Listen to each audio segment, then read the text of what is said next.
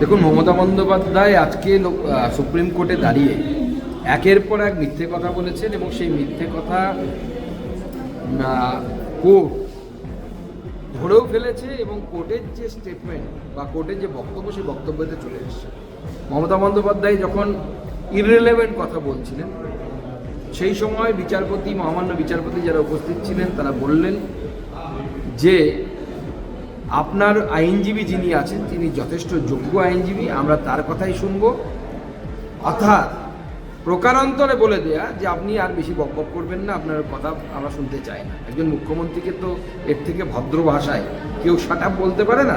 Supreme court সেটা বলেছে। মমতা বন্দ্যোপাধ্যায় যখন বলেছেন যে আধারকে কোর্ট বলেছেন মান্যতা দিতে, কিন্তু আধারকে ইলেকশন কমিশন মান্যতা দিচ্ছে না, তখনও সুপ্রিম কোর্ট মহামান্য বিচারপতি স্পষ্ট বলে দিয়েছেন please read the Aadhaar act.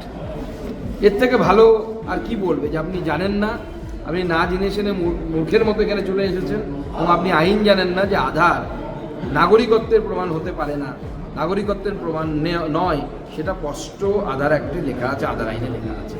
তো পুরোটাই মমতা বন্দ্যোপাধ্যায়ের একটা গিমিক, লোকের দৃষ্টি আকর্ষণ করার, মিডিয়ার আকর্ষণ করার, আর কাজের কাজ কিছু নেই। এই ড্রামা পুরো ফ্লপ। আমি এর আগেও বলেছিলাম যে উত্তম কুমার একটি হিন্দি সিনেমা করেছিলেন, সব বাংলা সিনেমা হিট, কিন্তু একটা হিন্দি সিনেমা করেছিলেন, তার নাম হচ্ছে ছোটি সি মুলাকাত, সেটা ফ্লপ করেছিল। মমতা বন্দ্যোপাধ্যায়ের ওই ছোটি সি মুলাকাত ফ্লপ।